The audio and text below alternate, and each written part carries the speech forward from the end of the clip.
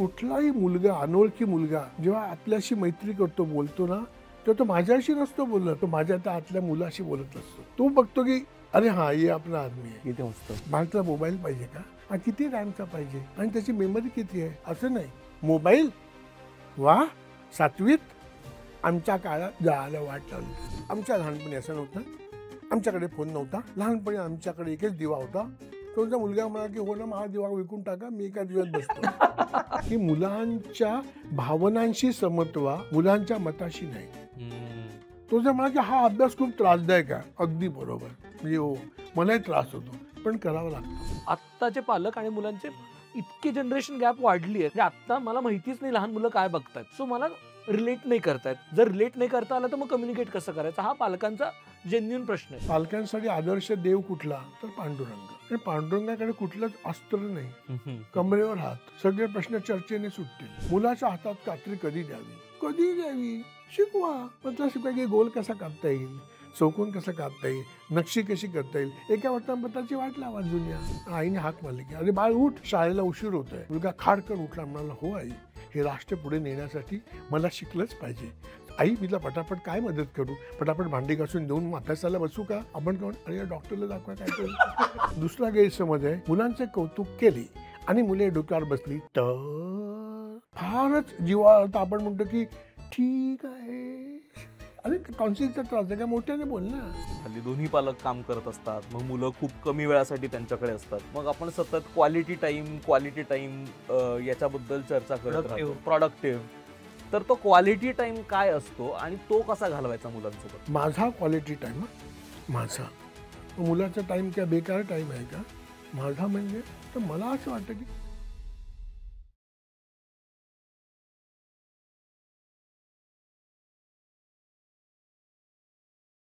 Hello hi hello नमस्कार. तुमच्या सगळ्यांचं मनापासून खूप खूप स्वागत आहे कॉटन किंग प्रस्तुत द मुक्त मुक शो म्हणजेच त्याच्या या नव्या कोऱ्या एपिसोडमध्ये.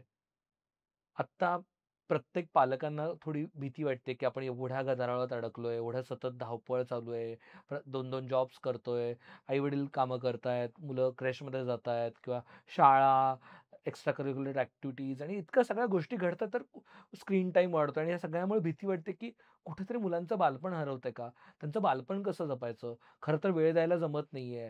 त्यांच्याशी खेळायचं कसं कळत नाही. ते एवढे ऍक्टिव्ह आहेत, एवढे उठाठेव करतात. मग काय करायचं? तर ऐकत नाहीयेत मुलं. तर ही सगळी सतत पालकांची भीती आहे.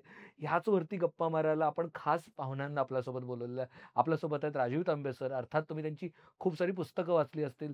आपल्यासोबत आहेत राजीव तांबे सर. सर तुमचं खूप खूप स्वागत आहे. सरांची ओळख करून द्यायची खरं तर गरज नाही, पण नवीन लोकांसाठी सर बालसाहित्यिक आहेत आणि अर्थात सगळ्यात महत्त्वाचं म्हणजे पेरेंटिंगवरती त्यांनी खूप काम केलेलं आहे. आपण त्यांना खरं तर पेरेंटिंग गुरु पण म्हणू शकतो. ॲब्सोल्युटली.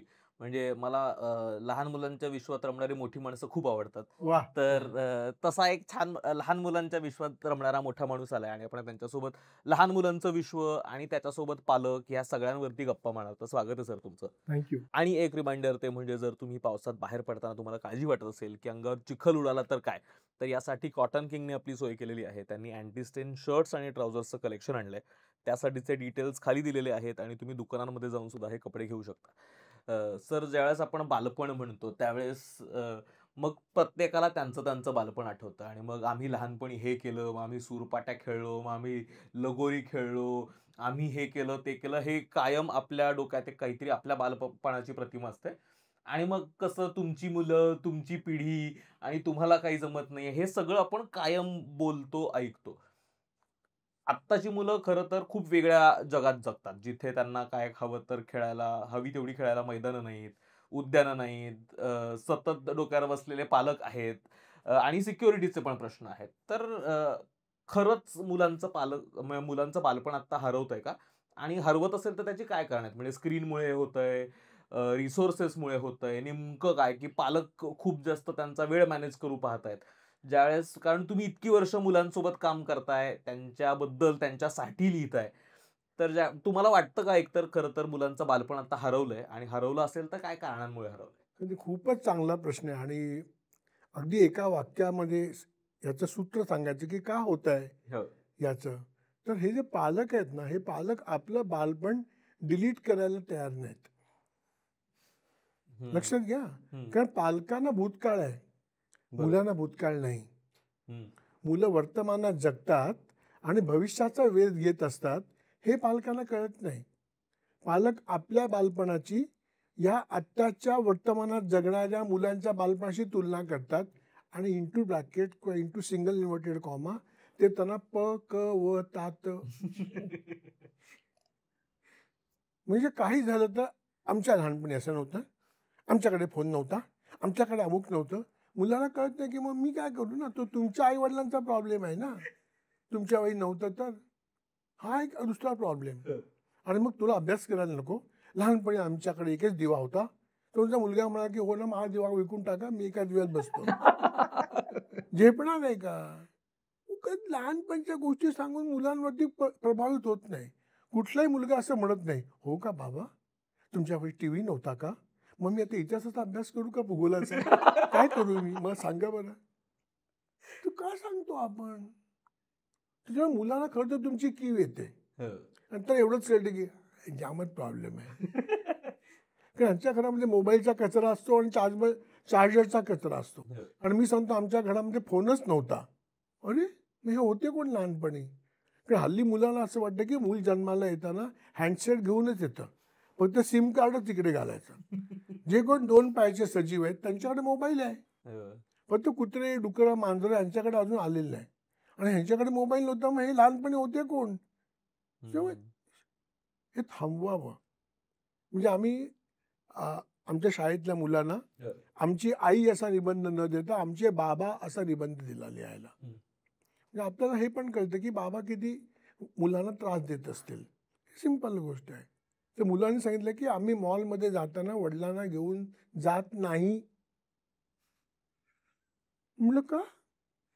पॅन्ट घ्यायला गेलं तर 1200 रुपये पॅन्ट, आमच्या लहानपणी तर 300 रुपयाला मिळत. मुलगा मला घालू का काढू? तर तुमच्या लहानपणीचं मी काय करू? तुमच्या मिसेसला गेल्यानंतर पॅन्ट घेतली, मी आता घ्यायची की नाही हा प्रश्न आहे. तुमच्या SSCचं आता काय? तर माझं खरं तर ह्या पालकांना एक नम्र विनंती आहे. जे सगळे पालक आहेत, आई आणि बाबा, आणि प्रत्येक शहरामध्ये शंकराचं देऊळ असतं आणि तिथे बसण्यासाठी व्यवस्था असते. त्या महिन्यातून एकदा या आई आणि बाबांनी त्या शंकराच्या देवळात जावं, समोरासमोर तोंड करून बसावं आणि एकमेकाला विचारावं, तुमच्याकडे टी व्ही होता का? आमच्याकडे नव्हता. तुमच्याकडे पंखा होता का? आमच्याकडे नव्हता. तुझा टेबल फॅन होता का? मग रॅलीचा होता का? मग सियान. असं एकमेकाला खूप पकवावं आणि घरी यावं. आमच्या मुलांना त्रास नको, त्याने एकमेकांना कळावं. म्हणजे जेव्हा पालक आपलं बालपण विसरतील आणि मुलाचं बालपण समजून घेण्याचा प्रयत्न करतील, तेव्हा त्यांना खऱ्या अर्थाने बालपण मिळायला सुरुवात होईल. So first they should D-Link it. तो काळ संपलाय. गंमत म्हणून सांगावं, मुलांना प्रेरणा देण्यासाठी सांगू नये. इथे पालक मुलांना प्रेरणा देण्यासाठी सांगतात, म्हणून हा प्रॉब्लेम होतो. एक माझं उदाहरण सांगतो. खरं तर हे खूप भयंकरच आहे. मी इयत्ता 3रीचा वर्ग घेत होतो. 3रीला एक धडा आहे, अपारंपरिक ऊर्जा. म्हणजे सौर ऊर्जा, पवन ऊर्जा, गॅस, कोळसा वगैरे वगैरे. खरंच आमच्या घरामध्ये म्हणजे आम्ही चाळीमध्ये राहायचो गिरगावात, आणि 7वीमध्ये आमच्या घरात गॅस आला. तोपर्यंत आम्ही स्टोव पेटवायचो, ते वातीचे स्टोव होते, रविवारी ते वाती कापून वगैरे असं एक मोठा कार्यक्रम असायचा. तर मी त्या इम्प्रेशन मारण्यासाठी आणि मुलांना कळावं की अनैसर्गिक आणि अपारंपरिक ऊर्जा आम्ही कशी वापरली आहे, म्हणून मी मुलांना सांगितलं की लहानपणी आमच्याकडे गॅस नव्हता. तर मला असं वाटतं मुलं विचारतील की मग तुम्ही काय करायचे? असं कुठल्याच मुलांनी विचारलं नाही. ते म्हणाले मग तुम्ही लहानपणी भीक मागायचे का? ही सगळी मुलं 2 BHK मध्ये राहतात, 1 BHK. पण तांबेसर लाकडाची मोळी आणत नाही, तसं दृश्यच ते डोळ्यासमोर आणू शकत नाहीत. कोळसा म्हणजे काय त्यांना माहिती नाही. स्टोव तर इतिहास जमा झाला. शेवटचा पर्याय भीक मागणे. माझ्या तर जमीनच हल्ली पायाखालची. मी म्हटलं की अरे गॅस नव्हता म्हणजे 2 दिवस नव्हता, 3ऱ्या दिवशी आला. त्याला हा मग इट्स ओके, म्हणजे मग हरकत नाही. त्याच्यामुळे मी माझ्या लहानपणीच्या गोष्टी सांगायची डेअरिंगच केली नाही नंतर. कारण एकदाच तरी मला असा फटका दिला तर बाबा आपलं घर आपल्याकडे. तर मला असं वाटतं की मूल समजून घेण्याच्या पद्धती विकसित करायला पाहिजेत. हे आज मुलांचं वास्तव काय आहे हे जर मला कळायला लागलं ना, तर मग त्यांचं बालपण नाही हरवणार. मी माझ्या बालपणाच्याच ह्याच्यामध्ये अडकलोय आणि मला जे मिळालं नाही ते ह्यांना मिळतोय म्हणून ते पालक जेलस होत आहेत. हे विचित्रच आहे प्रकार. मी साधं उदाहरण सांगतो फक्त एक. आता कोरोनामध्ये सगळ्यांना मोबाईल मुलांना घ्यायचा होता. कुठल्या तरी पालकाने चांगल्या तोंडाने मोबाईल दिला का मुलाला? नाही. माझा मोबाईल पाहिजे का? हा किती रॅमचा पाहिजे आणि त्याची मेमरी किती आहे? तू असं कर, आता i3 चालू आहे, आपण i4 जेन मधला मिळतं का बघूया. असं नाही, मोबाईल वा 7वीत आमच्या काळात जायला वाट लावली त्याची.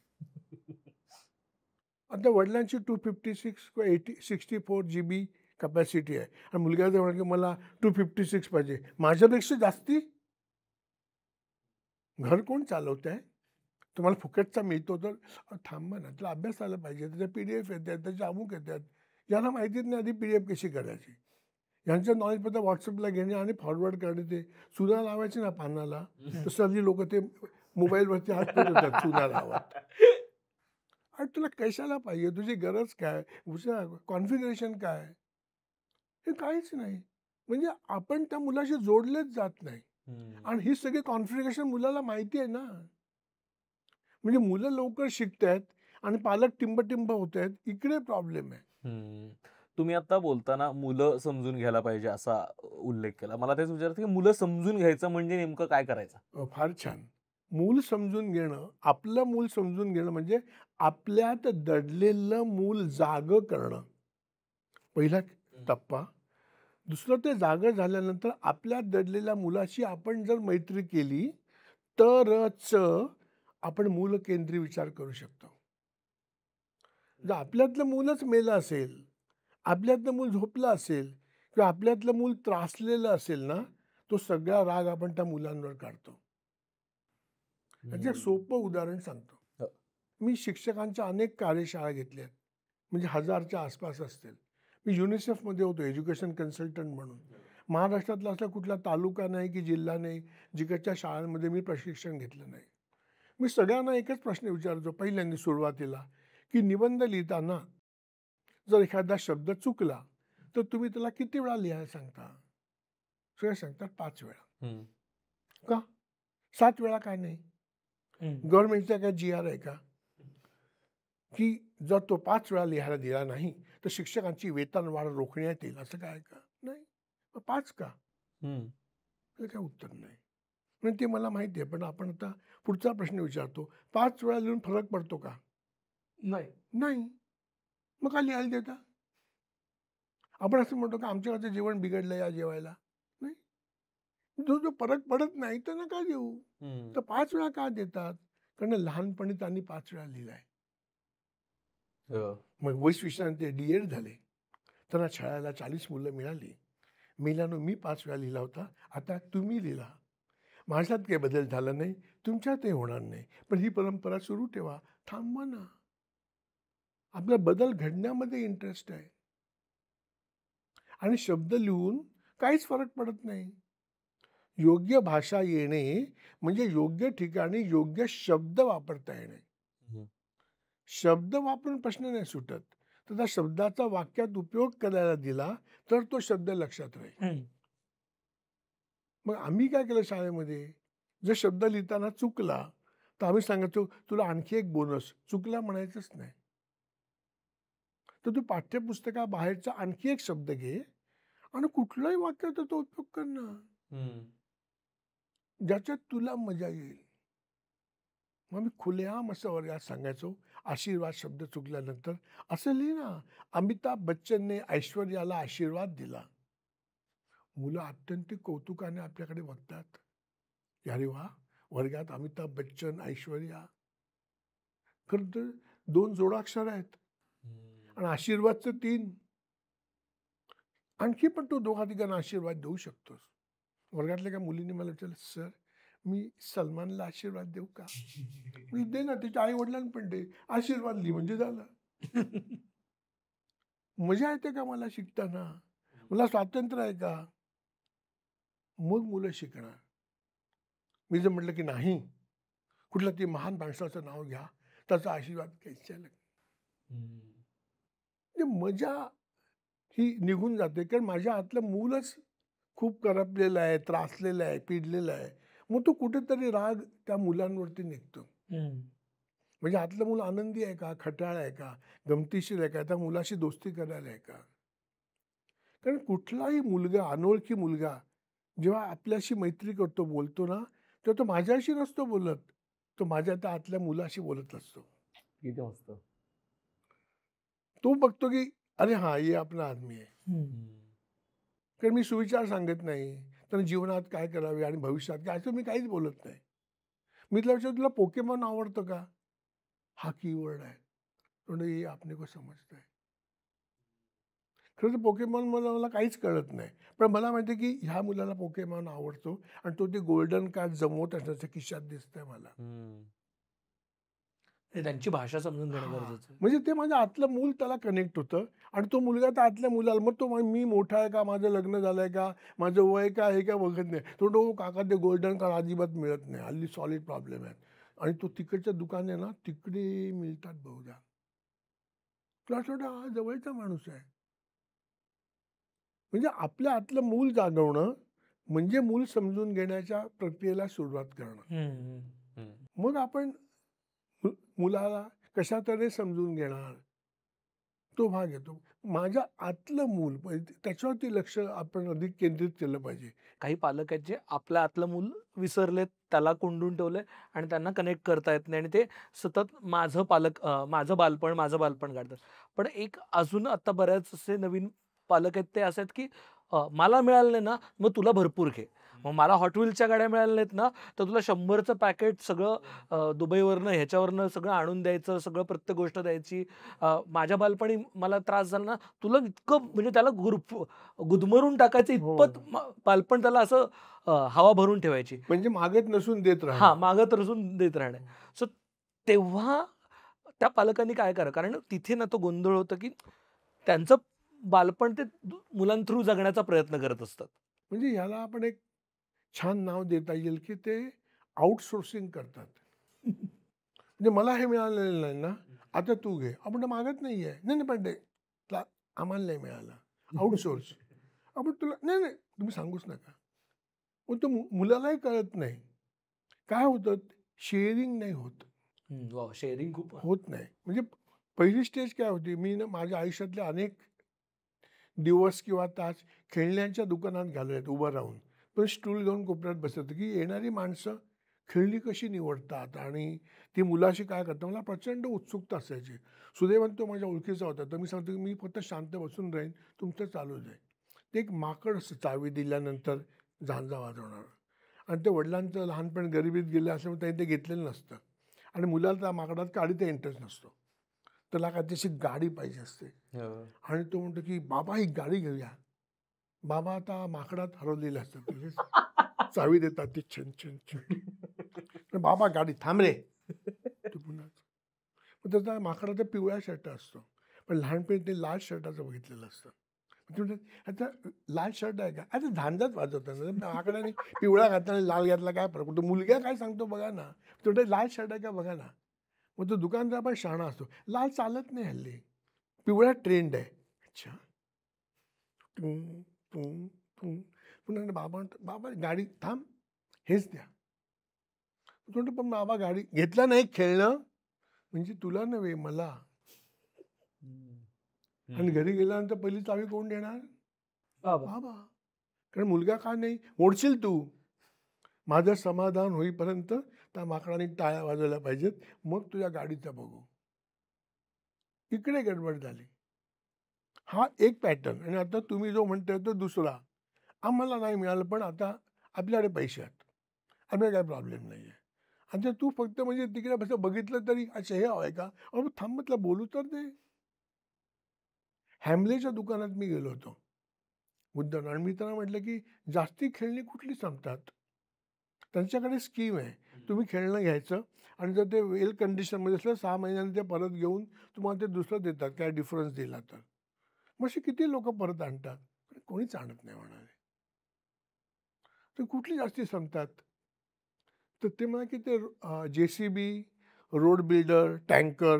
म्हटलं ही काय जास्ती सांगतात? म्हणजे त्या गाड्या बिड्या नाही का? नाही, ते चालले रस्त्यावर जास्ती दिसतात ना. ओ. आणि आमच्या वडिलांनी लहानपणी JCBशी खेळलेलेच नाही आहेत. त्याच्यामुळे तेही खुश होतात की ते सिमेंटचा हलवत बसतात तिथे. मी लिटरली हॅमलीज मध्ये जाऊन ते खेळत बसतो त्यामधल्या ह्याच्यात. मला एका वाढदिवसाला एका मैत्रिणीने JCB दिला होता. त्यामुळे ते बरं वाटतं. लहानपणी खेळले ना, म्हणजे आता चांगली सुवर्ण संधी, ते मुलाच्या नावावर खेळता येतं आणि मुलाला ओरडता पण येतं, अरे मोडशील तोडशील, इंटू ब्रॅकेट थांब जरा मी खेळतो. इकडे ती गडबड आहे ॲक्च्युली. म्हणजे खरंच आहे, म्हणजे तिथे भयंकर रॅकच्या रॅक त्या हॅमलेमध्ये लावलेले मी बघितले. म्हणजे कन्सेप्ट बदलत गेल्या या गोष्टीच्या. आता ही जी मुलं आहेत ना, की जे एकदम भरपूर आणलं, तर त्यांना नंतर किंमत नाही राहत. आणि मग हे पालक तक्रार तुला करतात, किंमत नाही. हा ना, किंमत नाही, आणतो तो मोडतो. का तो खेळणं घेतलं ना, महागातली खेळणी आणली तर मोडून टाकतो तो. आता कुठलाही मुलगा असं म्हणत नाही, आता यातलं कुठलं महागातलं आहे, हे 500चं आहे का, हा मग पहिलं हे मोडूया, असं नाही करत ना तो. अच्छा प्राईस टॅग काय बाबा, एक प्लीज मला सांगता का यातलं महाग कुठलं आहे? असं नाही आहे. त्याला उत्सुकता आहे की ते वरती केल्यानंतर आतमध्ये काय फिरतं. आता कुठलीही गाडी मागे घेऊन पुढे जाते, पण बाबा गाडी सुरू करताना असं नाही करत की आधी रिव्हर्स घेऊन पुढे, तो डायरेक्ट सुरू करतो. मग ही मागे का घ्यावी लागते? म्हणून तो ती उघडायला बघतो. आणि मग वडिलांचं सुरू होतं आमच्या लहानपणी. आणि असं काहीच नव्हतं, कारण यांच्या लहानपणी ज्या गाड्या होत्या त्या लाकडाच्या होत्या, तर सरळ पुढे जायच्या, मागे याची गरजच नव्हती. बाबा उघडतोय कशाला, आत नव्हतंच काही. आपण ते म्हटलं, काय रे तू का उघडलीस, काय बघूया, अरे मलाही माहिती नाही, शोधूया आपण काय होतं. मग तो वागायचं उघडणार नाही. प्रश्नाला उत्तर मिळत नाही म्हणून तो उत्तर शोधण्यासाठी करतोय, हे लक्षात नाही येत. म्हणजे मुलांचा प्रश्न समजत नाही, तो मला समजला आहे असं समजून मी उत्तर द्यायला लागतो, म्हणून गोंधळ होतो. म्हणजे ही जी मध्ये कम्युनिकेशन गॅप होते, म्हणजे समजून घेण्यातलं अंतर वाढत गेलं, म्हणून प्रश्न निर्माण झाला. मला त्यालाच धरून पुढचा प्रश्न विचारायचा आहे की हे तर कळतंय की कदाचित पालकांना मुलांना समजून घ्यायलाच थोडा गोंधळ होतो. मग ते समजून कसं घ्यायचं? म्हणजे जर मला माहितीये की मुलगा किंवा मुलगी जे काही करतायत आणि मला जे त्याची परसिव्ड इमेज आहे ती कदाचित वेगळी आहे, मग समजून कसं घ्यायचं? कारण तुम्ही इतकं मुलांसोबत काम करतात, तुम्ही कदाचित खूप जवळनं त्या मुलांना समजता. तर आम्हाला म्हणजे जी इतर मोठी माणसं आहेत त्यांना मुलांना समजून घ्यायचं असेल तर काय करायला लागेल? नाही, मी मगाशी म्हटलं की एक तर आपल्या आतलं हो. मूल, आणि दुसरा भाग असा की तुम्ही तुमचं मन मोठं करणार का? म्हणजे मला कळत नाही हे मान्य करणार का? मुलगा जे काय बोलतो आहे किंवा जे काय सांगतोय त्याचं भाषांतर करून मी ऐकतो.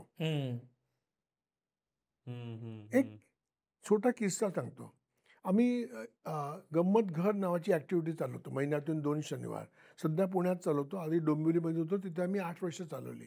गेली 8 वर्ष आमची पुण्यात चालू आहे. आता आम्ही काय करतो डोंबिवलीमध्ये, की शनिवारी ज्या मुलांच्या शाळा अर्धा दिवस सुटतात, मग रिकामे जे वर्ग होतात ते आम्ही भाड्याने घ्यायचो आणि संध्याकाळी 2 तास चालवायचो. एका शाळेत मी गेलो होतो की आम्हाला तर नवीन वर्ग पाहिजे वगैरे. शाळा चालू होती, तर एक शिक्षक कोणते आले नव्हते, त्याच्यामुळे ते पालक वर्ग घेत होते. अचानक त्या बाई होत्या, त्या कानात बोट घालून आल्या धावत. बापरे, येता दुसरीतली मुलं काय अश्लील बोलतात, मी ऐकूच शकत नाही वगैरे, आणि भयंकर. आणि मग ते टिपिकल एक नासका आंब्याच्या घडीत ठेवला तर सगळे आंबे नासतात, त्या शाळेतून काढून टाका वगैरे, आणि त्या पळून जायला लागल्या. म्हणजे काय बोलल्या काय? नाही मी सांगूच शकत नाही. हो पण तुम्ही कानातली बोटं तर काढा ना. आमच्या कानात गेला होता, सांगू शकत नाही. पण काय बोलली, काय झालं काय? नाही. आणि पुरुषांना तर सांगू शकत नाही. आता हे काय नवीन एक मध्ये जेंडरचा प्रॉब्लेम आला आणि निघून गेले त्या. तर त्या मुख्याध्यापिका बाईंना मी म्हटलं की मी जर बघू का काय झालं, तर त्या म्हणाल्या की मी पण येते. आम्ही गेलो वर्ग, मी एक गोष्ट सांगायला सुरुवात केली अमुक जण, आणि मध्येच थांबवून मुलांना म्हटलं, त्या आता बाई गेला काय झालं, काय विचारत होत्या? तर त्या असं विचारत होत्या की तुम्ही सुट्टीत काय काय केलं. नाही मग त्या गेल्या का अशा? म्हणजे त्यावेळी कोण बोलत होतं? त्या मुलीने हात वर केला. तर मी सांगत होते की सुट्टीत काय केलं? मग सांग ना. तर म्हणे की सुट्टीत काय झालं माहिती का, माझ्या काकाच्या मुलाचं लग्न होतं, तर मी त्या बाईंना सांगितलं की लग्नानंतर नवरा बायको काय करतात ते मला माहिती आहे. तर पळूनच गेला. म्हटलं काय करतात? मला नाही माहिती. तुम्हाला माहित नाही? ना खरंच माहिती नाही. काय करतात लग्नानंतर? ते नवरा बायको घरी आले ना, की ती आहेराची पाकिटं असतात ना, ती फोडतात आणि भांडत बसतात. झालं. त्या कानात बोट घालून पळतात. आणि त्यांना वाटलं की हिला ती अंतिम सत्य कळलेलं दिसतंय. अरे थांबा आधी विचारा तर. त्यांनी भाषांतरच केलं त्याचं की मला कळलं. आता तू काय बोल नको. अहो पण शांतता पहिल्यांदा विचारू, बोलू, समजून घेऊ. समजा जरी कळलं असेल तरी ते काय कळलं आहे? म्हणजे आपण मुलांवरती ना अविश्वास दाखवतो म्हणून आपण मुलांपासून लांब जातो. आपण मुलांवर विश्वास टाकायला कमी पडतो की त्याला काय कळणार, त्याला काय येत आहे, जे काय सगळं येत आहे ते मला. बृहस्पती कोण आहे तर मीच आहे. इकडे गडबड होते. जसं 7वीमध्ये गॅस आला आमच्याकडे, तर आई मला सांगायची, आई शिक्षिका होती, त्याच्यामध्ये एक गोष्ट 2दा सांगायची आणि त्याचं मूल्यांकन करून घ्यायची नंतर. आताच्या काळात याचं तिने माझ्याकडे फॉर्म बिम भरून घेतला असता. ती सांगायची की मी गेल्यानंतर गॅसच्या बटनाला अजिबात हात लावायचा नाही आणि ते फिरवायचं पण नाही, आणि त्यातून घाण वास येतो. कळलंय? हो. काय कळलंय? मूल्यांकन. म्हटलं गॅस ओके, नीट समजलंय, कळलेलं आहे. आई गेल्यानंतर इम्पॉसिबल मी 1 सेकंद थांबत असेल. ते गेल्यानंतर मी पहिले दोन्ही फुफ्फुसात तो घाण वास भरून घ्यायचा. फिरवायचं नाही असं होऊच कसं काय शकतं? म्हणजे एवढी सोपी गोष्ट आणि मी करायची नाही. 8वीत गेल्यानंतर मला आई म्हणाली की आता मी तुला गॅस पेटवायला शिकवणार आहे, पण तुझा 8वीत आहेस. मी म्हटलं तो मला येतो. खलास. कसं काय? अगं तू गेल्यानंतर मी रोज बटणे फिरवायचं. रोज काय तो वास घ्यायचा ना, म्हणजे एकदा काढीतरी पेटवून बघू. तो भक्कन गॅसच पेटला. अरे मग मी रोज 10 मिनिटात लहान मोठा आणि गाडवा म्हणून आपला गॅस लवकर जातो. 7वीत शिकवलं असतं तर भारतीय संपत्ती वाचली असती तेवढी. आपल्यासाठी ह्याला कसं येणार, याला कसं येईल असा विचार केला तर प्रश्न सुटेल. आपण कसं येणार असं म्हणतो आणि मुलाला लांब ठेवतो. मी शिकवतो म्हणजे हमखास टॉडलर गटातले पालक पहिले प्रश्न विचारतात, मुलाच्या हातात कात्री कधी द्यावी? कधी द्यावी? शिकवा. मग मी त्याला सोपी आयडिया सांगितली. जर मुलाला त्याच्या शर्टची बटणं लावता येतात आणि काढता येतात, बुटाच्या नाड्या बांधता येतात, म्हणजे त्याच्या हाताच्या बोटांवर कंट्रोल असेल, कात्री द्या, शिकवा. कुठला मुलगा असं म्हणणार ना, आली का कात्री देत कापतो, असं नाही. तर दाखवा कशी. आता तर सेफ कात्र्याही मिळतात. मग तुला शिकवा की गोल कसा कापता येईल, चौकोन कसा कापता येईल, नक्षी कशी करता येईल, एका वर्तमानपत्राची वाट लावा जुन्या. मग तू काय ते पडदा काप आणि याचं काय ते कपडे काप असं करणार नाही का? तुला त्याच्यात मजा काय आहे कात्रीतली? आपण काय सांगतो, हात कापेल, शहाणपणा करू नकोस, तो अजून लहानच आहे, काठी कशी धरतात माहिती आहे का? काठी काठी डेंजर असून आई वडिलांचं लक्ष नसतानाच एकदा हातात घेण्याची गोष्ट आहे, असा चुकीचा मेसेज गेला. कात्री जामच मजा आहे. अरे बघ ना कसं कापता येतं, बघ प्रयत्न कर, दुसरं कापेल. म्हणजे इनपुट मध्ये गडबड होते. आपण चुकीच्या गोष्टी सांगत राहतो सतत. म्हणजे मुलाने चूक करूच नये ह्याची अति काळजी घेतल्यामुळे मुलं चुका करतात. तू चुका कर आणि चुकातून शिक ना, मैं हूं तुम्हारे साथ. असं नाही होत. हा आता तो तुम्ही जो सांगितला ना, तो आय थिंक कम्युनिकेशनचाच मुद्दा आहे. तर तो कम्युनिकेशनचा गॅप कसा भरून काढायचा? म्हणजे आता हे तर कळतंय की कदाचित मी जो विचार करतोय मूल एखादी गोष्ट करतानाचा, तो कदाचित तसा असेल असं नाहीच आहे. तर तो कम्युनिकेशन सुधारायचं कसं? कारण खूप पालकांचा हा खूप प्रॉब्लेम असतो की मी जे सांगतोय ते मुलगा एकदम त्याच्या विरुद्ध करतं, ऐकतच नाही. ऐकतच नाहीत, किंवा जे हवं तेच करणार आहे. म्हणजे काहीही सांगितलं तरी मुलं ऐकणार नाहीये. आणि हल्ली मुलांना त्या मेकॅनिझम्स खूप कळलेले आहेत, की काय करायचंय तर सोशली जाऊन आरडाओरडा करायचा, की पालक घाबरणार आणि मग मला हवं ते मिळणार. कारण मुलांना तो रस्ता कळलेला आहे, की अच्छा आपण काही केलं, बाहेर जाऊन जरा गोंधळ केला, पाहुण्यांकडे गेलोय, तिथे थोडी मस्ती केली, की आई बाबा मला हवं ते देणार आहेत. आणि मग तो अल्टिमेटली बऱ्याचदा फोन असतो. आणि हे ते आई वडिलांकडनंच शिकलेले आहेत पुन्हा. हो. हा, हे आपण त्यावेळी बघूच आपण. ते तर ओंकार जेव्हा आला ना कम्युनिकेशनचा, आम्ही लहान असताना आमचे पालक आणि आमची कम्युनिकेशन लँग्वेज एवढा वेगळा नव्हतं. आत्ताचे पालक आणि मुलांचे इतके जनरेशन गॅप वाढली आहे, कारण का दर 5 वर्षांत काहीतरी नवीन पॉप कल्चर येतं त्यांच्या. म्हणजे आत्ता मला माहितीच नाही लहान मुलं काय बघतायत, त्यांच्या शाळेत काय गोष्टी चालल्यात, आणि इमॅजिनच करता येत नाही तशा गोष्टी काहीतरी चाललेल्या आहेत, काहीतरी नवीन कल्चर येतं, ते कुठली गाणी ऐकतात काहीच माहित नाही. सो मला रिलेट नाही करतायत लहान मुलांशी, आणि मग जर रिलेट नाही करता आलं तर मग कम्युनिकेट कसं करायचं, हा पालकांचा जेन्युइन प्रश्न आहे. अगदी सोपं म्हणजे काय, की मला कळत नाही हे पहिले ऍक्सेप्ट करावं आणि मला समजून सांग, किंवा आपण काय करूया. आता काय होत आहे, की वन वे ट्रॅफिक होत आहे, की मला माहिती आहे आणि तू नको सांगूस. आपणचे फिलिंग नाही आहेत. आपण क्युरियसली विचारूया त्यांना. हा, म्हणजे शेअरिंग ऑफ नॉलेज होत नाही. म्हणजे आता जे राष्ट्रीय शैक्षणिक धोरण आहे त्याच्यामध्ये असं सांगितलंय, की मुलांना शिकवायचं नाही तर मुलांसोबत शिकायचं आहे. पूर्वी असं चिन्ह होतं, की गुरुजी उभे आहेत, त्यांनी असा हात ठेवला आहे, शिष्याने काटकोनामध्ये त्यांच्या पायावर डोकं ठेवलं आहे, आणि इकडे ब्लूटूथ मधून अशी निळी हे आणि त्याच्या एक्झॅक्ट इथे डोक्याला आज्ञा चक्रावरती हिट करते आणि नॉलेज ट्रान्सफर चालू आहे. आता ब्लूटूथची पॉवर संपलेली आहे. आता मुलाने बाजूला उभं राहायचं आहे. शेअरिंग काय शेअरिंग? कारण शिक्षकांना 1,00,000 गोष्टी माहिती आहेत किंवा पालकांना ज्या मुलांना माहिती नाहीत. पण मुलांना अशा 10 खतरनाक गोष्टी माहिती आहेत ज्या पालकांना माहितीच नाहीत. इम्पॉसिबलच आहे. ते 6 ते शिकणं आहे, शिखाना नाही आहे. म्हणजे विनोबाने जी शिक्षणाची व्याख्या केली आहे ती अशी आहे, की जे देता येत नाही ते शिक्षण. देता नाही येत ना, देणार कसं? मग सोपंच झालं असतं ना. मग वर्गातली सगळी मुलं 100% पास का होत नाही, तुम्ही एवढा जीव घालवताय तर. देता नाही येत, पुन्हा शिकवता येत नाही. हा, हे तर खूप मी जबाबदारीने विधान करतो. विनोबांचंच वाक्य आहे.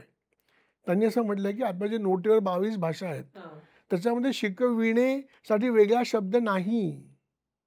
शिकविणे शब्द हा शिकणेपासून तयार झालेला आहे, शिकवताच येत नाही ना.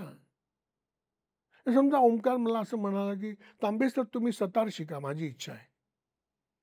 मी तुम्हाला पैसे देतो, एक गुरुजी देतो, सतार देतो, सकाळी उठल्यानंतर सतार वाजवत बसा, माझी इच्छा आहे. मला नाही वाजवायचं ना. म्हणून मग माझी इच्छा आहे, तुम्ही शिका ना. मग तू शिक ना, मला नाही शिकायचं ना. ओंकार काय करू शकतो? मला शिकण्यासाठी प्रेरित करू शकतो. मी शिकू शकतो हा विश्वास तो मला देऊ शकतो. मग मी ठरवेन की शिकायचं की नाही. आईवडिलांची इच्छा म्हणून मुलं शिकत नाहीत, त्यांना शिकण्यासाठी प्रेरित करावं लागतं. What is the role of a teacher? त्याचा शिकण्याचा प्रोग्राम तयार करणं, शिकवणं नाहीच. मी ठरवेन मला शिकायचं की नाही. टागोरांनी असं म्हटलं, की आप सिर्फ दरवाजे को खटखटा सकते हो, पण मी आतून कडी लावली आहे, शिकायचं की नाही ते मी ठरवीन, उघडायचं की नाही. म्हणून शिकवता नाही येत हे आता पहिलं आपण अगदी डोक्यात घेतलं पाहिजे. मग त्याला शिकण्यासाठी प्रेरित कसं करता येईल, त्याला उत्सुक कसं करता येईल, किंवा आणखीन सोपं करायचं तर शिकण्यातला आनंद कसा देता येईल, म्हणजे वाटून कसं घेता येईल, मग मुलगा आनंदाने शिकेल. आपण उपदेशाचे स्प्रे मारत बसतो तिकडे, तर कोण शिकणार? समजा अशी कल्पना करा, की मुलगा झोपलाय, सकाळी उठ, आईने हाक मारली, की अरे बाळ उठ, शाळेला उशीर होतोय. मुलगा खाडकन उठला, म्हणाला हो आई, हे राष्ट्र पुढे नेण्यासाठी मला शिकलंच पाहिजे. आई मीला पटापट काय मदत करू, पटापट भांडी घासून देऊन अभ्यासाला बसू का? खरंच हेच खरं महत्त्वाचं आहे. Sharing of knowledge, sharing of work. आपण कोण अरे डॉक्टरला दाखवा काय सायकोलॉजिकल प्रॉब्लेम झाला आणि मुख्य म्हणजे काय मुलाला डॉक्टरला नेण्याच्या आधी आईला ऍडमिट करायला लागेल तिला सहनच होणार नाही धक धक धक धक धक व्हायला लागेल असं नसतं. राष्ट्र पुढे जाण्यासाठी मी शिकतो असं कोण झालं बाबा सांभाळायला असं नाही. तर शिकण्यातली गंमत कळली तर मुलं शिकतात. ती गंमत दाखवणं हे पालक आणि शिक्षक म्हणून आपलं काम आहे. ती तिकडे मजा आणि ती जर मजा त्या पालकांनी लहानपणी घेतली नसेल तर मग एक शब्द चुकला तर 5 वेळा लिहा. का माझ्या नशिबी होते हे होतं तुमच्या नशिबी ते ती परंपरा चालू ठेवा. अरे तुमचं नशीब वेगळं पण आपण इथे मजा करू ना. म्हणजे मला डोक्यातून हे काढावं लागतं की मला मुलांकडून शिकायचं आहे. साथ सीखना आहे. मग मजा आहे. शिकवायला गेलं तर नाहीच होते अंतर वाढलंच त्या ठिकाणी.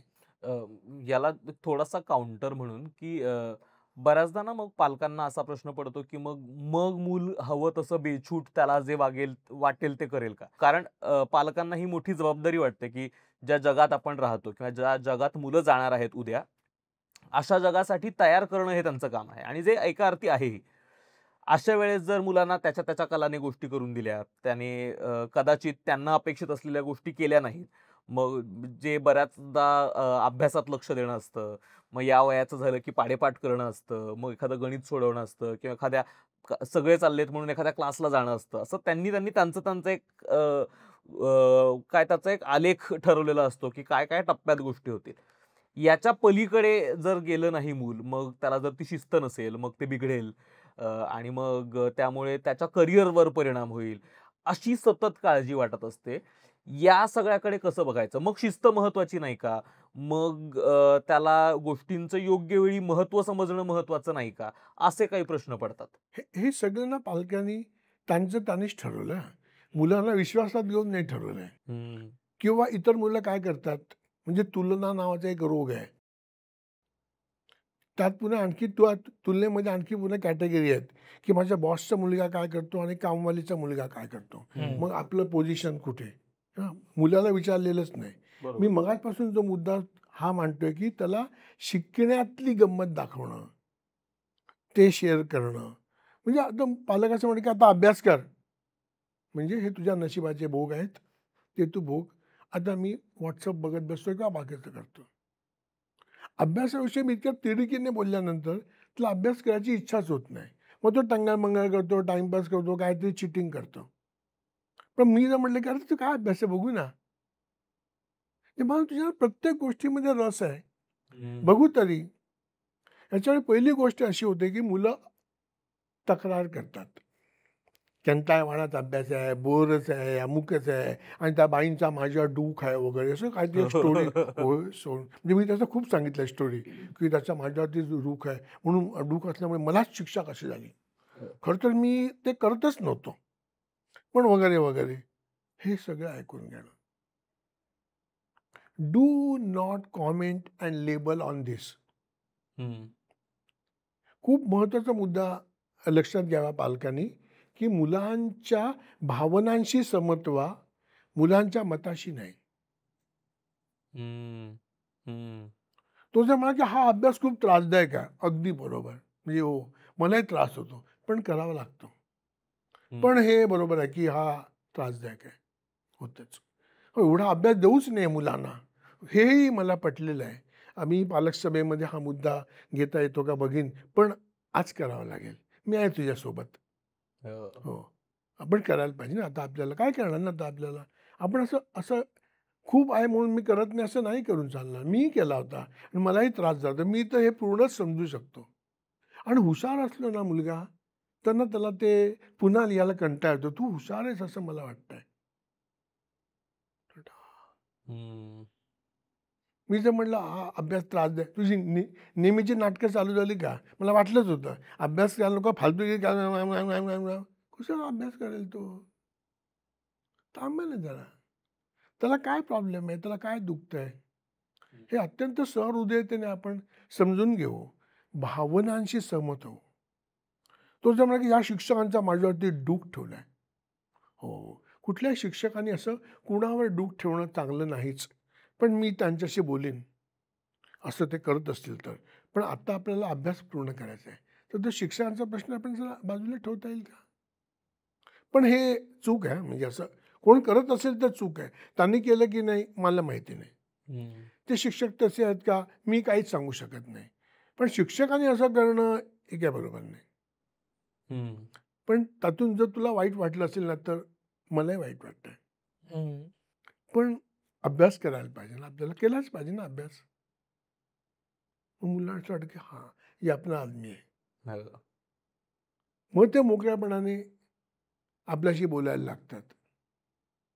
मग अभ्यासाविषयी काय गमती करतील. आपण एखादं सेशन घेऊ की एखादा धडा शिकवण्याची पद्धत काय आनंदाने, का नवीन स्वाध्याय कसे तयार करावेत, नवीन भाषेचे गणिताचे खेळ कसे घ्यावेत, की मुलाला असं वाटलं की तो खेळतोय, तो खेळत नाही, तो गणित करतोय, तो खेळत नाही, तो भाषेचा अभ्यास करतोय.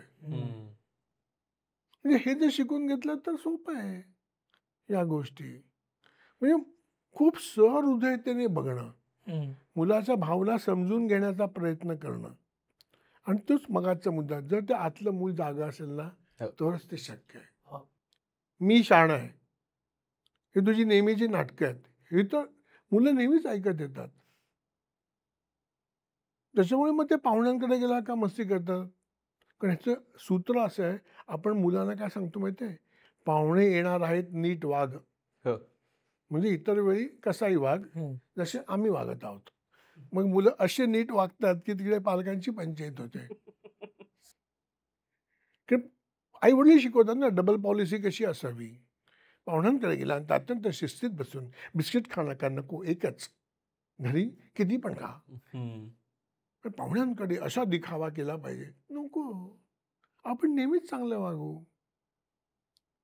म्हणजे मुलांना आई वडिलांविषयी विश्वास वाटत नाही म्हणून ते तिथे बस्ट होतात स्प्रिंग सारखे. कारण घरात निर्भय वातावरण नाही, दहशत आहे. तिथे नाही ना, तिथे पाहुण्यांची दहशत आहे माझ्या वडिलांना. मग मी फायदा घेतला पाहिजे. राईट. मुलं म्हणजे फुलं बिलं असं काही नसतं. मुलं व्यवस्थित स्ट्रॅटेजिक आणि शहाणी असतात आणि त्याच्यात काय गैर काहीच नाही. खरं. हो, मग ते फुलासारखं राहावं आणि पाणी घातल्यावर फुलावं वगैरे यातलं काय, यातलं काही. सर, अभ्यास करताना आणि ह्या सगळ्या ह्याच्यात ना सगळ्यात मुलांचा सगळ्यात आवडीचा शब्द आहे तो म्हणजे मला बोर होतंय. आणि मग पालक हात हतबल होतात. हात एकतर करायचं काय? अभ्यास करताना कोणाला बोर नाही झालेलं सगळ्यांना. आय एम शुअर की आइन्स्टाईनला पण अभ्यास करताना बोर झालं असेल. म्हणजे जेव्हा अभ्यास म्हणून दिलं असेल त्यासमोर. सगळ्यांनाच बोर होतं. तर पालकांचा प्रश्न करतो की ते बोर्डम कसं काढायचं? हो, बरोबर आहे. म्हणजे मगाशी म्हणजे सहमत होऊया की का बोर झालंस तू? काय करता येईल? आपण विषय बदलूया का? दुसरं काय बघूया का? मग मी तुला यातले 4 पैराग्राफ वाचून दाखवू का? तुला असं वाटतं की हां. ॲक्च्युअली बोर म्हणजे काय माहिती आहे का? याचं आणखी एक सूत्र असं आहे की मुलांना पालकांचा अभ्यासामध्ये सहभाग नाही, सहवास हवा असतो. इंटरेस्टिंग. की मैं हूं तुम्हारे साथ. मी बसतो बाजूला. पण पालक काय म्हणतात, हे बघू हे काय केलंय, हे नीट लिहिलंय का, अमुक थांबा ना जरा. त्याची अडचण काय ते तर आधी समजून घ्या. तुम्ही डायरेक्ट AK-47च सोडत जरा गोळ्या घालायला. मग मुलं आपला जीव कसा वाचवावा याच्याकरता नवीन कारणं तयार करतात. मग ते निर्भय वातावरण राहत नाही. मी तुझ्या बोरपणामुळे मी पण अस्वस्थ झालोय आणि मला खरंच रस आहे की तुझा बोरपणा कसा जावा. मग ते चर्चेतून, म्हणजे मी नेहमी पालकांना गमतीत म्हणतो की पालकांसाठी आदर्श देव कुठला आस्तिकांसाठी, तर पांडुरंग. कारण पांडुरंगाकडे कुठलंच अस्त्र नाही, कमरेवर हात, सगळे प्रश्न चर्चेने सुटतील, मग हरकत नाही. बाकी देवांकडे कुठल्याकडे तलवार अमुक तू अरे बापरे काढलं तर पंचायत. पांडुरंगाकडे काहीच नाही. आपण पांडुरंगासारखं असलं पाहिजे, चर्चेने प्रश्न सुटणार. शस्त्रा बिस्त्राची काही गरजच नाही आहे आपल्याला, सुटू शकेल. पण हे लक्षात नाही येत कारण त्यांचे प्रश्न तसे सुटलेले नाहीत. त्या पालकांचं बालपण आहे ना ते खूप पुढे येत राहतं, म्हणून ते आपल्या मुलांचं बालपण समजून नाही घेऊ शकत. ते जेवढं डीलिंग करतील तेवढं ते मुलांमध्ये मिसळत जातील.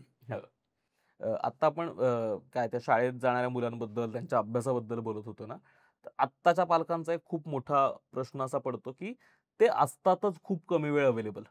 म्हणजे त्यांचे ऑफिसेस असतात, हल्ली दोन्ही पालक काम करत असतात, मग मुलं खूप कमी वेळासाठी त्यांच्याकडे असतात आणि परत परत एक प्रश्न पडतो ते म्हणजे मग तो वेळ घालवायचा आहे तर तो असा घालवायचा आहे की तो क्वालिटेटिव्ह आहे.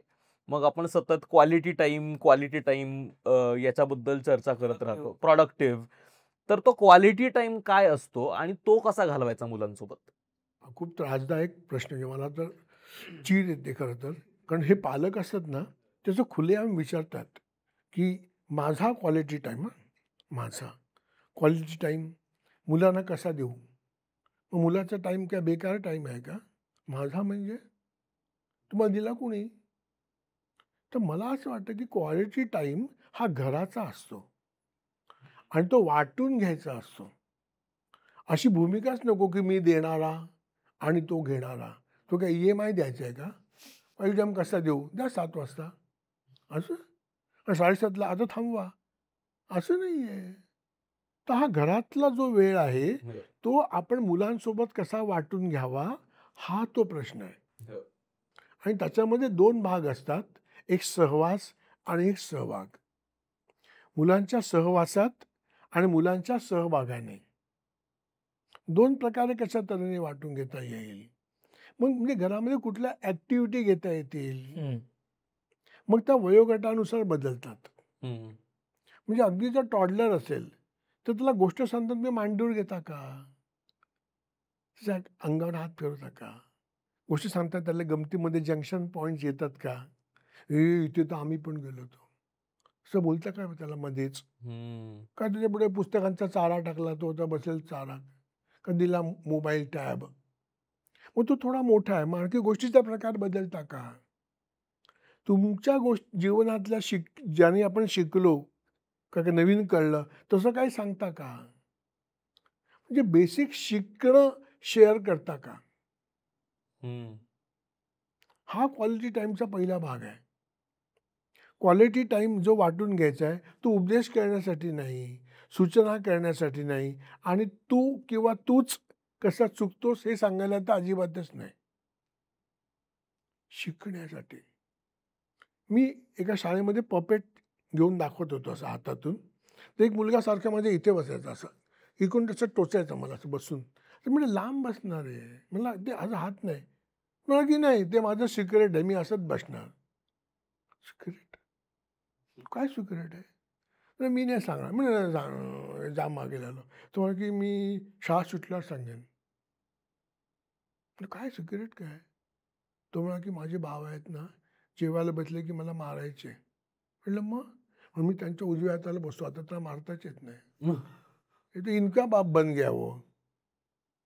त्याला सवय झाली उजव्या हाताला चिपटत बसायची. आता प्रश्न काय जेवताना मुलाने सांडलं. सांडणारच ना मुलं. मोठी माणसं पण सांडतात. वडील काय म्हणतात, नीट जेव. त्याला कोंबड्यासारखं जेवतोय. हे काय सांडून ठेवलंय. तो मुलगा बसला बाबांसोबत. पण बघा हिरण्यकशिपू याच्या आधीच जेवून घेऊ आपण. यांची सुरूच होईल. सांडलं तर आपण काय सांगितलं पाहिजे? अरे माझं पण सांडायचं. आता बघा मी घास घेतो ना, बघा तू 4 बोटातले घेतलं ना, अंगठ्याने घास ढकलायचा पुढे. मग सांडत नाही. आणि तोंड असं केलं ना, सांडलं तर ताटातच सांडेल ना. आणि खूप पातळ असतं तेव्हा आपण असं करतो की नाही. पण असं घेऊ शकतो ना आपण. तू घे बरं मी दाखवतो. मग तू मुलगा डाव्या त्याला बसेल. डेंजरस माणूस नाही, दहशतवादी नाही, बरे आहेत. शिकवलं का कसं जेवता येईल, घास कसा घ्यायचा, पद्धती काय, पोळीचा तुकडा कसा मोडायचा, 2 हात नाही लावायचा, आपण एका हाताने जेवायचा. मी बघ एका हाताने जेवतो पण माझा हात बघ एकदम स्वच्छ असतो. मग काय म्हणते का पोळी बघा आता बघा जमत नाही, पहिल्यांदा जमत नाही. मला तर खूप दिवस लागतो, तू तर लवकर शिकशील. पण अशी पोळी धरली तर. पण भाकरीचं कसं असतं वरतं पापूद्रा सुटतो. हा खरपूस लागतो माहिती आहे. खाऊन बघ बरं एकदा. हे आपण आदमी आहे. अशी खातात भाकरी? असं तुम्हाला नको हवं. आपण आधी जेवून घेऊ, यांचं काय चालू ते नंतर. म्हणजे त्याला काय करू नको सांगण्यापेक्षा, चुका काढण्यापेक्षा कसं करता येईल, किती मजा आहे त्याच्यामध्ये. क्रीम बिस्किट दिल्यानंतर मुलं ते तोडतात. आणि चाटतं.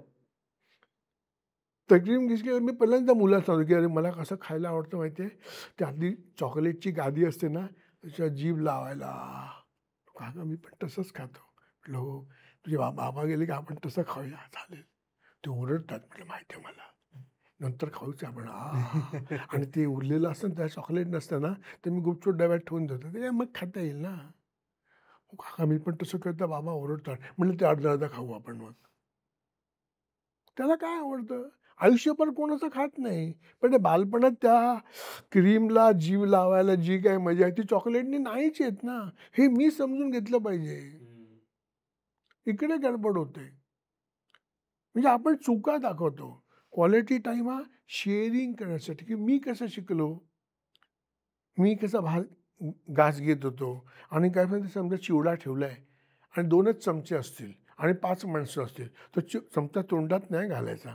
काय करते तो उजव्या हाताने चमच्यानी ते डाव्या हातात घ्यायचा आणि ही किरंगई आहे ना ही इथे ठेवायची अशी आणि मग चिवडा केलेला खात सांडत नाही. सगळेजण खाऊ शकतात. म्हणजे आपण बघायचे प्रत्येकाला डिश वेगळी दिली आहे का एकच दिली आहे. चल आता आपण ती प्रॅक्टिस करूया. अरे मजा आहे. मग तू चिवडा घेताना फक्त कुरमुरे घेणार का दाण्यासकट चिवडा घ्यायचा असेल तर चमचा कसा फिरवायचा ही असं मी लहानपणी करायचो. थोडा तर मग मी पण तसंच करतो. घेतलंस का सगळे दाणे? मग आम्ही खेळायला बसला थांब शिकेल ना. म्हटलं मुलांना हा ही गंमत आहे चिवड्यातली. की बरोबर मिरची कट करून 2 दाणे आपल्याला जास्ती कशी येते तर आहे हे सॉलिड आहे. ही मजा आहे त्यातली. हे शिकणं आहे, हा क्वालिटी टाईम देणं आहे. मग मुलगा सांडणार नाही खाली. सो तुम्ही आता म्हणता त्यावरून लक्षात येतं की पुस्तकातनं शिकवणं इज नॉट शिकवणं. छोट्या-छोट्या ज्या डेली ॲक्टिव्हिटीज आहेत, ते करणं ही क्वालिटी टाईम आहे. तेच आपण मगाशी जे सूत्र म्हटलं ना, की कृती, क्रिया, अनुभव आणि अनुभूती. ही कृती आहे. आता तू क्रिया कर. म्हटलं अनुभव आला. हां, हे अनुभूती आली. हे मस्त आहे. आपण ते सगळं घालतो आणि तू अमुक्यात तमुक्यात या. असं नाही होत ना. त्याच्या सोबत राहून तो त्याला अनुभव दिला, तर तो पुढे जाईल. मग तो अंगावर कशाला सांडेल आणि तो कशाला ओरडेल. म्हणजे तुम्ही किती मुलाच्या जवळ जाताय. ॲक्च्युअली त्याला शिकण्याला अशा तऱ्हेने मदत करताय, प्रेरित करताय, प्रोत्साहित करताय. लहान-सहान गोष्टी असतात. साधी गोष्ट आता हे झाकण काढलं भाजीवरचं. मुलं असंच ठेवतात. हे सिंपल इन्स्टिंक्ट आहे. आपण म्हणाल असं नको ठेवू, मी घाण लागेल ना पुन्हा इथे. आणि कधी पण ना असं ठेवलं ना तर असं उलटं ठेवायचं. मग आपण ही आत नाही पडली पाहिजे. संपलं. हे कसं ठेवलंयस? तू पुन्हा उलट ठेवतो. असं ठेवतात, पुन्हा उलट ठेवतो. एवढंच कळतं की हे डेंजर माणूस आहे. म्हणजे मुलांप्रती तुम्हाला आस्था आहे का? तर ते मूल शिकेल. का तुम्ही त्याला ठोकायलाच बसलेत तिकडे. म्हणजे मी लहानपणी बोलणी खाल्ली म्हणून माझ्या मुलांनी नाही खाल्ली पाहिजे. असा विचार केला पाहिजे आपण. मला खेळणी मिळाली नाही म्हणून तुम्ही खेळणी देता ना, मग तुमच्या लहानपणी जो त्रास झाला ना, तो पण नाही त्याला व्हायला पाहिजे. हा विचार करायला पाहिजे. आपण तो त्रास देतो आणि खेळणी पुरवतो. हे भलतंच काहीतरी कॉम्बिनेशन झालं. हो. मला खूप एक इंटरेस्टिंग आता तुम्ही सांगताय ना ह्या सगळ्या गोष्टी मला एक खूप वेगळ्या पद्धतीने गोष्ट हिट होतीये ती म्हणजे बऱ्याचदा ना आई-वडील एकमेकांशी पण अशाच पद्धतीने बोलत असतात. कारण का नवरा-बायको पण एकमेकांना सांगतात, "अरे काय कसं खेळलंयस ते? नीट ठेवलं नाहीस." कारण बायको पण नवऱ्याला तसंच ओरडत असते. सतत कसं चालवतोयस, कसं हे आणि करतोय ही मुलं बघत आणि हे असतात. मुलं बघत असतात. हो. सो त्यातनं पण कुठेतरी वेगळ्या पद्धतीने पॅसिव्ह का होईना पण एक लर्निंग होतच आहे मुलांचं. आणि नुसतं नाही, म्हणजे मुलं नुसतं बघत नाहीत, तर मुलांचं रेकॉर्डिंग चालू असतं. त्याच्यामुळे तो तो व्हिडिओ रिपीट होतो ना तिकडे, की आई-वडील कशा बोलतायत. त्यांचं जर टी-टी-एम-एम म्हणजे तू-तू-मैं-मैं चालू असेल, तर मग मुलांचं पण चालू होतं. आणि हे मुलांनी केलेलं संस्कारात बसत नसल्यामुळे पालकांना राग येतो. अरे मेल्यानं तुम्ही काय करताय ते बघा ना आधी. एकदम मुलगा कसा शिकेल ना. म्हणजे आपलं वर्तन जर बदललं, तर मुलाचं वर्तन बदलेल. म्हणजे आपण थोडं चांगलं वागलं, तर मुलं खूप चांगलं वागतील ह्याच्यावर विश्वास ठेवला, तर आपण एक पाऊल पुढे जाऊ शकू. मला जो एक खूप पालकांना प्रश्न पडतो ते म्हणजे मुलांची वागायचं कसं आणि त्यांना शिस्त कशी लावायची. कारण आत्ता आपण कदाचित अशा काळात जगतो जिथे खूप काय सॉफ्ट पेरेंटिंग बद्दल लोकं म्हणतात, की मग त्यांना ओरडायचं नाही, त्यांना मारायचं नाही, नाही म्हणायचं नाही. नाही म्हणायचं नाही, जे करतील ते करू द्यायचं आणि ठीक आहे म्हणजे मान्य. अ, तर मग मुलांना शिस्त कशी लावायची? तर मग मुलांना हे नाही, हे कर. कारण कदाचित आता आपण अशा वातावरणातही राहत नाही की जिथे सगळेजण मुलांना मुलांसारखं वागू देतात. म्हणजे आपणही कुठल्यातरी रेस्टॉरंटमध्ये गेलो आणि एक मुलगा गोंधळ करायला लागला, की त्रास होतो आणि आपण तक्रार करतो. आपण हे विसरतो, की तो मूल आहे आणि ते कदाचित हे गोंधळ करणार आहे. पण मला माझ्यासाठीचा तो एक महत्त्वाचा वेळ असतो आणि मला मुलाने तिकडे कुरकुर केलेली नको असते कुठल्याच. तर मग मी ती तक्रारही करतो. त्याच्यामुळे आपण कुठल्याही सोशल स्पेसेसमध्ये मुलांना मुलांसारखं वागू देत नाही. पण मग मुलांना आपण काहीतरी एक शिस्तीत वागणं अपेक्षित असतं. तर मग असे ह्या सिच्युएशन्स तर बदलणार नाहीयेत. कारण आपण मुलांना वेगवेगळ्या ठिकाणी घेऊन जाणार आहोत आणि मग ते मुलांसारखं वागणार आहेत आणि आपल्याला असं वाटणार आहे, की नाही तुम्ही मुलांसारखं नाही मोठ्यांसारखं वागा. आम्ही कसे वागतो तसे वागा. हे सतत भांडण होत राहताना मग शिस्त कशी लावायची आणि मग काय गोष्टींचं महत्त्व आहे ते कसं शिकवायचं? कारण मला वाटतं तो मूळ गाभा या सगळ्यामधला, की हेच जमत नाहीये. आत्ता पालक म्हणून सुद्धा आपण एक खूप वेगळ्या जगात कदाचित एंटर करतोय आणि मुलांसाठीचं तर ते जग अगदीच नवीन आहे. हो. शिस्तचा अर्थ आमच्या पिढीत असा होता की आई-वडिलांनी सांगितलेले मुलांनी ऐकणे हो. म्हणजे शिस्त. म्हणजे ते सैन्यामध्ये असतात तसं. ते म्हणतात फायर. ते असं नाही विचार की का फायर का? कुठल्या दिशेने? यालाच उडवा पहिल्यांदा. शिस्त म्हणजे इथून ऐकणे. खरी शिस्त अशी पाहिजे की इथून तू विचार केला पाहिजे. हं. म्हणजे माझी आज्ञा पाळणं म्हणजे शिस्त नव्हे. शिस्त ही चर्चेतून येते. हे पांडुरंग फॉर्म्युला. मला असं वाटतं की तो ओरडू नकोस. तो उठ्याने बोलला तर पण बघ सगळ्यांना त्रास होतोय. एक तर आपल्या डोक्यात बर्फाची लादी ठेवणं पेरेंटनी आणि पुन्हा पुन्हा त्याला सांगत राहणं वेळ लागेल समजायला वेळ लागेल. पण त्यांनी आवाज चढवला म्हणून मी आवाज चढवला तर मुलं आपल्या आणखी वरती आवाज चढवतील. तर पहिल्यांदा माझं ऐकणं म्हणजे शिस्त नाही. हे ऐकताना किंवा हा व्हिडिओ बघताना अनेक पालकांना श्वास घ्यायला पण त्रास होत असेल तर त्याने दीर्घ श्वास वगैरे घ्या. पण ऐकणं म्हणजे शिस्त नाही. तर त्यातून मार्ग काय काढायचा? म्हणजे मी त्याच्याशी चर्चा केली पाहिजे आणि बोललं पाहिजे तर मार्ग निघतो याच्यावरती पूर्ण विश्वास ठेवला पाहिजे. मी तेच म्हटलं की आपण मुलांवर विश्वास टाकायला कमी पडतो. मग मुलं बस्ट होतात. कारण त्याला माहिती आहे की यांचा माझा विश्वासच नाही आणि हे मला काहीतरी बोलणारच आहेत नंतर. हो. म्हणजे रस्त्यावरचा कुत्रा का भुंकतो? कोणतं इनसेक्युअर आहे. म्हणून तोच आधी अटॅक करतो. Attack is the best defence. Attack करतो अगोदरच. आणि पाळीव कुत्रे असतात ते एका जागी उभं राहून भुंकतात. नंतर त्या मालकाने सांगितल्याशिवाय पुढे जायचं नाही. ते नाही ते पुढे येऊन भुंकतात. त्यामुळे तो आपल्या अंगावर ओरडतात एकदम. अटॅक करतात आपल्याला. पण मी जर शांत आहे आणि मी जर ऐकून घेणार याची खात्री असेल तर मुलं हट्ट करत नाहीत. म्हणजे मुलं ओरडत नाहीत मग. सांगतो की मला हे पाहिजेच आहे. ओके आपण ठरवूया कधी पाहिजे? कधी घेता येईल? काय करूया? म्हणजे मी तुझं ऐकायला उत्सुक आहे हे मी माझ्या कृतीतून दाखवावं लागतं. हं. मग तो फरक पडतो.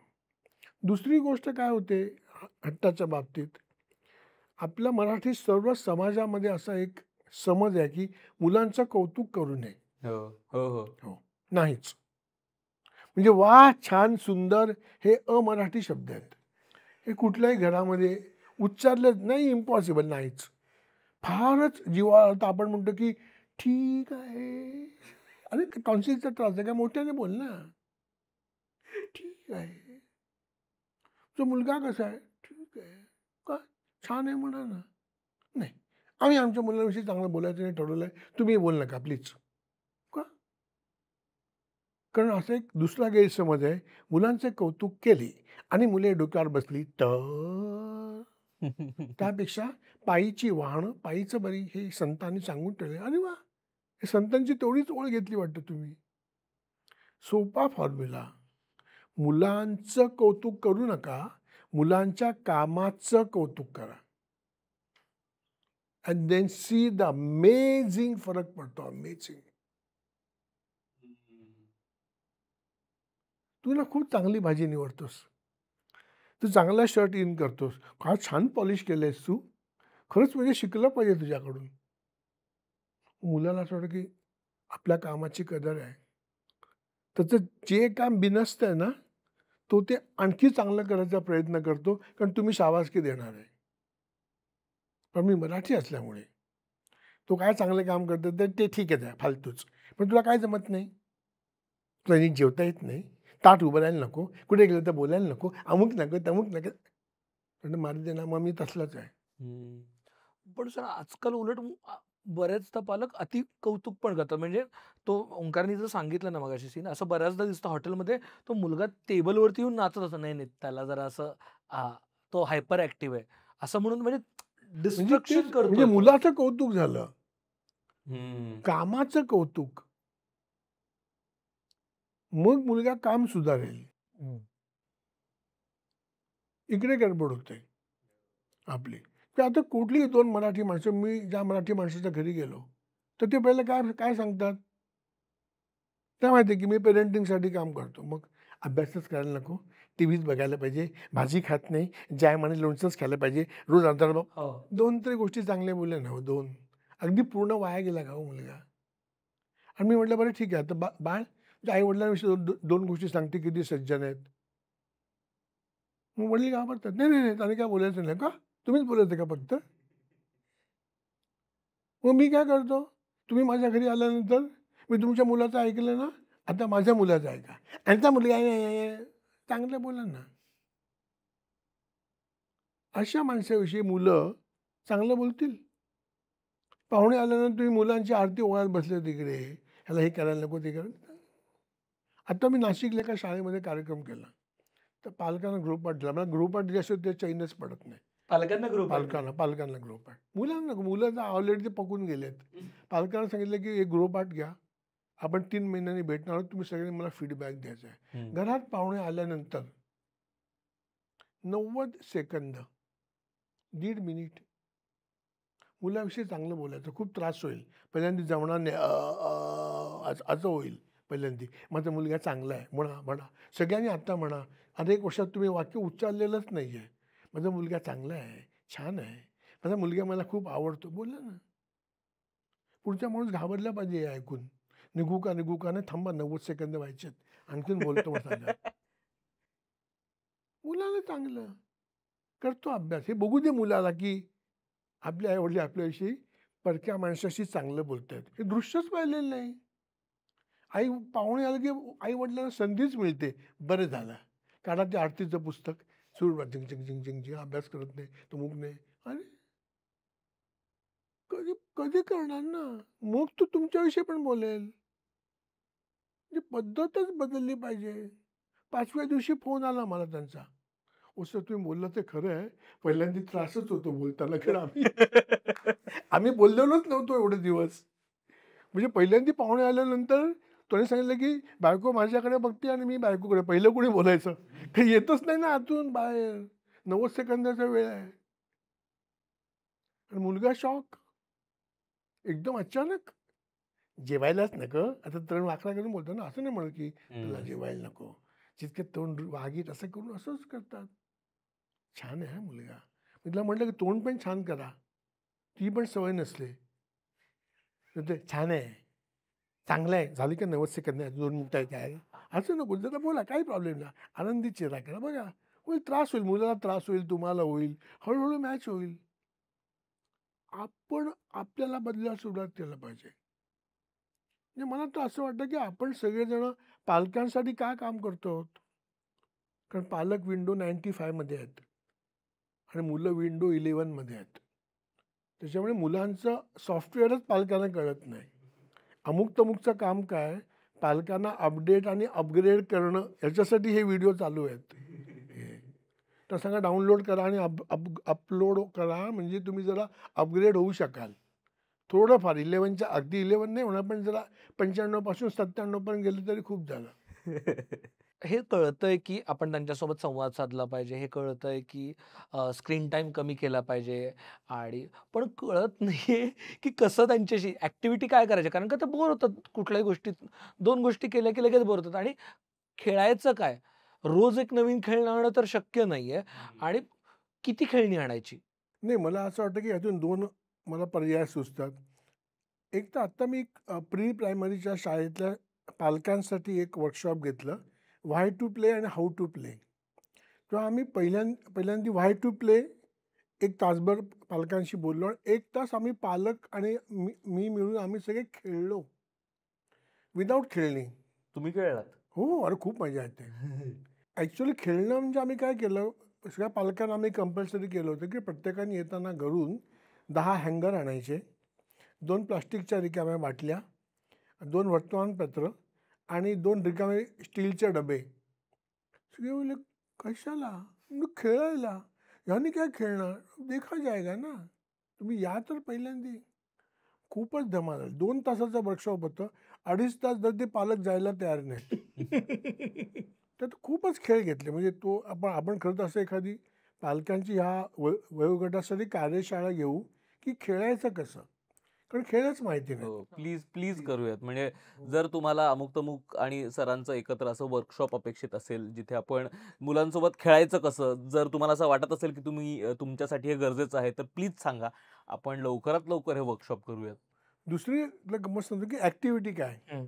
मी ना एका 3रीच्या वर्गामध्ये शिकवतोय, डेमो लेसन देतोय आणि माझ्या समोर बसलेला मुलगा असं करत होता. तर मी एकदा बघितलं, 2दा बघितलं आणि मग हळूहळू चालत त्याच्या खांद्यावर हात ठेवला. म्हटलं की "आत्ता तुझ्या मनात काय विचार होता मला सांग." "मी सांगच तू." हं. मी "नाही, नाही, नाही, नाही सांग ना." "मी ओरडत नाही रे, खरंच नाही. पण मला खूप उत्सुकता आहे. काय होतं तुझ्या आता मनात विचार?" तर तो लाजत लाजत म्हणाला की "आज ना मी डब्यामध्ये ताजं लिंबू लोणचं आणलंय." तर सर ते कधी खाऊ असं मला झालंय. अरे चांगलं आहे, मला पण आवडतं. तर मी मुलांना म्हटलं की निबंधाचा विषय लिहून घ्या, लिंबू लोणचं. घरी गेल्यानंतर आईला विचारायचं की आपण लिंबू लोणचं कसं करतो आणि ते लिहून आणायचं. आई जे जे सांगेल ते लिहायचं. आम्ही काय केलं, तर गृहपाठाची व्याख्या बदलली. हं. गृहपाठ म्हणजे घराने करायचा अभ्यास, घरी करायचा अभ्यास नाही.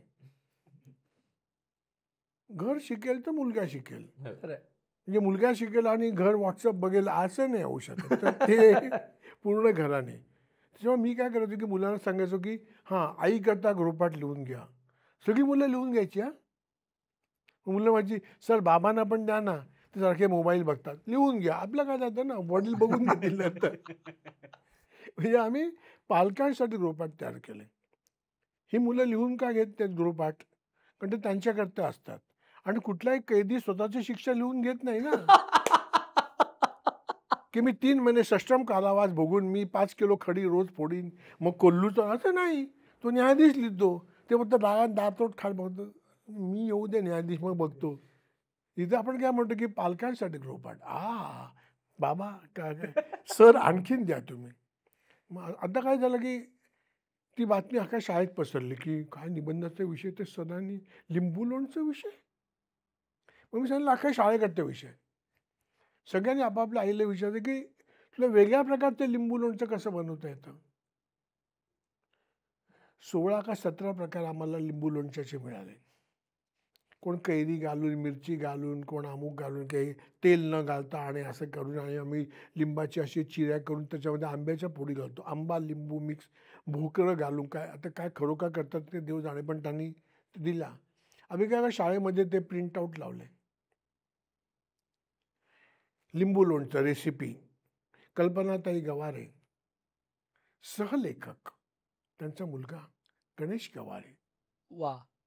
आता त्या बाई तर आयुष्यात शाळेत नाव प्रिंटेड आणि प्रदर्शन, सिओनचे असे उद्घाटन. कल्पनाताई सचके धचके आम्ही हे लिंबू लोणचं बनवलंय.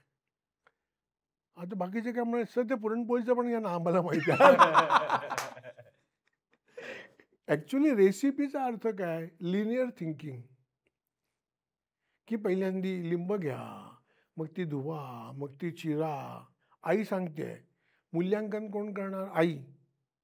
मला काही टेन्शन नाही, कारण तिचं नाव येणार आहे खाली, त्याच्या रेसिपीमध्ये गडबड होताच कामा नाही तिकडे. मग आम्ही मुलांना सांगितलं की ठीक आहे, पुरणपोळी काय शक्य नाही, पण चहाची रेसिपी प्रत्येकाची वेगळी असते.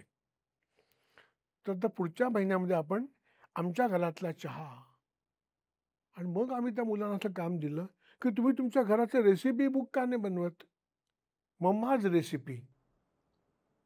इंटरेस्टिंग. तुमच्या आईला आळूची भाजी कशी करते, फोडणीचा भात कसे करते, अगोदर शेंगदाणे भाजलेले घालते का तळलेले घालते, जबाबदार आई.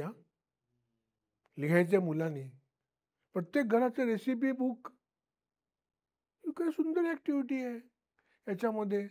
आणि सगळेजण येणार, त्याच्यामध्ये फोटो बिटो वगैरे काढून मुलांनी चकाचक तयार करायला सुरुवात केली. हीच तर मजा आहे. इंटरेस्टिंग आहे. म्हणजे ऍक्टिव्हिटी म्हणजे काहीतरी पैसे खर्च करा, खेळणी आणा आणि कुठेतरी जा, असं नाहीच आहे. घरातच काय करता येईल अशा आपण खूप ऍक्टिव्हिटी तयार करू. आणि त्या मुलांना पालकांसोबत, this is quality time, sharing of quality time of home, घराचा क्वालिटी टाइम मुलांचा सहभाग आणि सहवासामध्ये अशा तऱ्हेने वापरता येईल. आपण एक गृहपाठ देऊया का पालकांना? Please please. खरंच देऊया. आणि एकदम सोपा गृहपाठ आहे. आपला पंचेंद्रियाविषयी आहे. पण तुम्हाला साधा प्रश्न विचारतो की कानाला काय समजतं? मला ऐकू येते तुम्ही ते काय बोलताय ते. तुम्ही मला असंच सांगणार की कानाने ऐकू येतं, आणखी काय समजतं? मी खरं सांगू का तुम्हाला, कानाला वजन समजतं. डोळे मोठे कर नका. वजन समजतं म्हणजे मागे लहान मुलगा पडला का मोठा मुलगा माणूस पडलाय ते समजतं. कानाला धातू समजतो, म्हणजे मागे लाकडाची वस्तू पडली का काचेची पडली का लोखंडाची पडली का अल्युमिनियमची हे समजतं.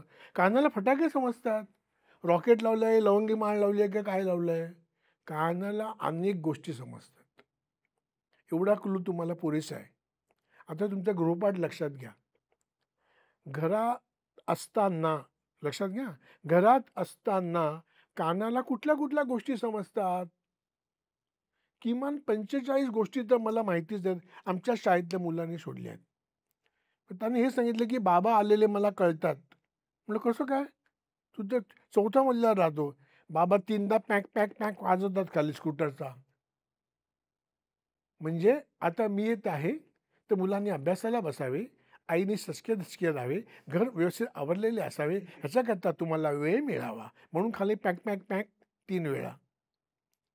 म्हणजे आता कर्ता पुरुष येत आहे सावधान, असं. पूर्वी राजे महाराजांच्या अगोदर सांगायचं ना अमुक अमुक, तर हे पॅक पॅक, हे पॅक पॅक करून सांगतात तिकडे. हे मुलांनी सांगितलं आम्हाला की बाबा पॅक पॅक केलं की आम्ही सगळे घरात अलर्ट होतो की आता येत आहेत, महाराज येत आहेत तिकडे. घरात बसून कानालाच कळलं. तसं 45 गोष्टींची यादी माझ्याकडे आहे. माझा पुढचा एपिसोड यायच्या आधी तुम्ही किमान 55 गोष्टी मला कळवायच्या आहेत. पण जे हुशार पालक आहेत ते 65 गोष्टी कळवतील, ह्याच्यामध्ये माझा पूर्ण विश्वास आहे. आणि ज्यांची मुलं हुशार आहेत ते 75 गोष्टी कळवतील, बघालच तुम्ही. आता तुम्ही लक्षात घ्या की तुम्ही टिंब आहात, हुशार आहात का तुमची हुशार मुलं आहेत. याप्रमाणे तुम्ही आम्हाला गोष्टी कळवा, आम्ही वाट बघतो. पण सगळ्या पालकांना एक नम्र विनंती आहे, कृपया 500 पेक्षा जास्ती गोष्टी कळवू नका. तेवढं वाचायला वेळ मिळत नाही, कारण आम्हाला पुढची कामं पण करायची असतात आणि बाकीचं असतं.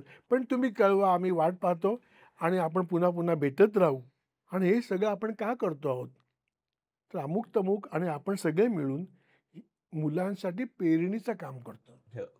आपल्याला अजून खालच्या वयोगटासाठी पण उतरायचं आहे, टॉडलरसाठी उतरायचं आहे, कारण 20 वर्षांनी ही मुलं वेगळी होतील. त्याच्यासाठी आपल्याला आत्ता पेरणी करणं गरजेचं आहे. कापणी सगळेच करतायत, सगळ्याच चॅनल कापणी मोठ्या प्रमाणात करतायत. आपल्याला कापणीकडे जायचं नाही, आपल्याला मूलभूत स्वरूपाचं काम करायचं आहे, मुलांसाठी काम करायचं आहे. म्हणून हा व्हिडिओ सबस्क्राईब करा, लाईक करा, पुन्हा पुन्हा बघा आणि आम्हाला प्रश्न पाठवून त्रासही द्या. त्यात आम्हाला अधिक आनंद आहे. तुमचे प्रश्न सोडवणं यासाठीच आपण सगळेजण आहोत. धन्यवाद. बेस्ट. मला नाही वाटत परत ते रिपीट करण्याची गरज आहे. Thank you so much sir. म्हणजे खूप मजा आली आजच्या एपिसोडमध्ये. माझ्या घरी लहान मुलं नाही आहेत पण तरी मला खूप मजा आली. खूप खूप तू मनावर घे आता. असो. तर पुढच्या एपिसोडमध्ये सरांसोबत काय डिस्कस करायला आवडेल तुम्हाला हेही सांगा. थँक्यू. धन्यवाद. लो असावा. असावा.